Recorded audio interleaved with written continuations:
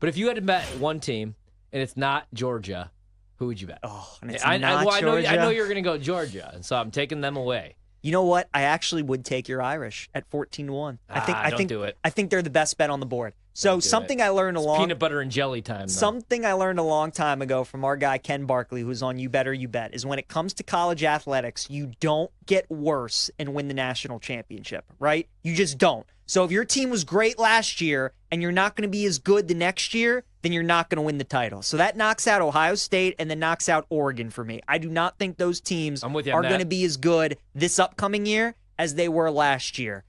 Texas, I know you like them. Kinda. We liked them this past year. If Arch is good, I like them. If Sark just run the ball, just sneak it. You're at the one. Just QB sneak it. The defense was they ran it, but they just pitched it. They were playing so well, Ryan. They were playing so well. And that's crushing, dude. I just don't think Arch is as good as everybody else thinks. Kind of worried about that too. I think because he's a Manning, everybody's getting their hopes up, and I think he's a good player. Do I think he should be the favorite to win the Heisman Trophy? I do not. Do I think Texas should be favored over Georgia to win the national championship? I do not. So I'm not taking Texas.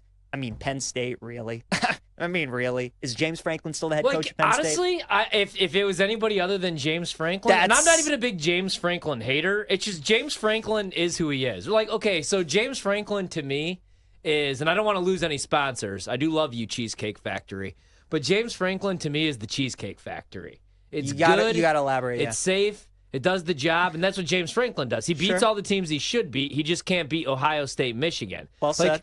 So when I go to the Cheesecake Factory, I'm not going to get a filet or a steak there, but I'll get, a burger. I'll get maybe a little pasta. Sure. The menu's so damn big. It's like It's like a book. It's like me when I was in Catholic school trying to get through the Bible. Right. But or the Ten Commandments. I've never made my way to number 3. I don't know what it is.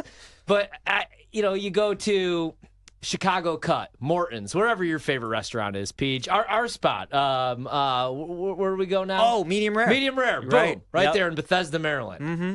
And then they have more options. They have a better steak. I'm not betting Penn State, please. That's what James Franklin is, though. Penn State had it as good as they'll ever had it this past year. The fact that they got Boise and SMU as their first, that is a joke that they got those two teams in their first 2 games. And then, they had Notre Dame off the Georgia game. It was right there in front of them. Also, Drew Aller's still the quarterback. I think he's very overrated, too. I'm not in on Penn State. I like your Irish at 14-1. To me, that is the bet. As long as Marcus Freeman is the head coach, I know that Notre Dame's going to have a good defense. I know that they're going to be good on both lines of scrimmage. Jeremiah Love's coming back. We saw all the big catches that those receivers had in all those playoff games. All of them are pretty much coming back next year. It's going to be about the quarterback, right? I mean, that's going to be the big thing, and that's why they're 14-1. Yeah. But because the rest of the team is going to be so solid, Ryan, I'm willing to take a shot on the quarterback being good. So I like Notre Dame at 14-1. To me, that is the bet to make if I can't take Georgia. You know how we do the thing in college basketball where it's like these teams could win the Natty? Yes. And it's usually like 6 to 8. Yeah. I can already do that, I feel, in college football, even though I don't know what these rosters are going to look like. Ohio State, I'm with you, man. It's not even just that they have to repeat. And I like Ryan Day. I thought Ryan Day and Chip Kelly were excellent, dude, especially when we got to the playoff. They completely changed their identity. They did. But now you have Matt Patricia. So let's just cross them off the list. Texas, I do think Texas has the talent to win a Natty. I think Sark's good enough to win a Natty when he's not calling that pitch play at the 1. Yep. But I'm with you. I want to see more of Arch. But he's going to be another year older. And he goes into this offseason knowing he's the guy. That's the other thing with Arch is he didn't even know how much he was going to play, if at all, barely. Right. And then Ewers gets hurt and he gets thrown to the Wolves. He should have looked better against like Colorado State, though. I'm with you on Penn State. I do like Drew Aller more than most. He's got to have a bounce-back season. I blame the receivers more for not being able to create any separation, but he was terrible in that game against Notre Dame with all eyeballs on him, so I get it. Notre Dame, I would love to say yes, and I love Marcus Freeman. If it happens, I'll be the happiest boy ever, and I could die a happy man. 14-1. I've just never seen them do it. Yep. So until I see it, I can't believe it. I would rather bet Bama, honestly, at 15-1, and all the heat's going to be on Kalen. You got your buddies and Feinbaum think he should be on the hot seat already, even though it's been 1 year and he beat Georgia. Tennessee, I would love to say yes because I love Heupel and I love Nico, and that defense was elite. But you lose like Pierce, who, by the way, I don't know if you guys have seen these reports that he's like dropping in the draft. Yeah. He might legit be a psychopath and I need my team to draft him because of it. Sure. Clemson at 20-1, no. LSU, though, before you laugh, if Brian Kelly doesn't at least get to the playoff, dude, they may kill him. Not fire him, kill him. The schedule's too hard. Like Coach O won a natty, and then 2 years later was working at LA Fitness, dude.